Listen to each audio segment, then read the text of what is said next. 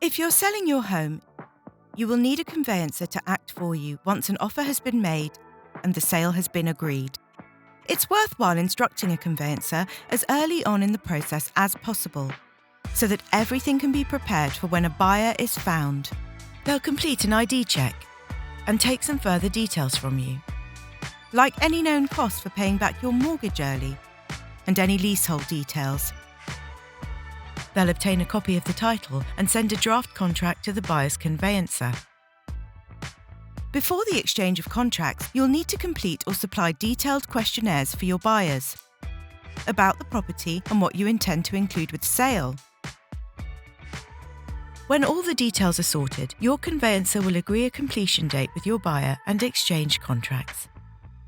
Both seller and buyer are legally obliged to complete on the date set. Time to move out.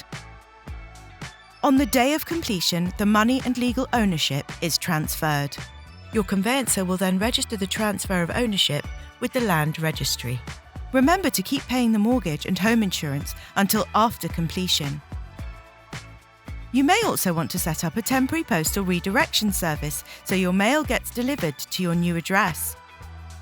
Your conveyancer will then account for their fees, estate agent or mortgage costs, and pay any balance to you.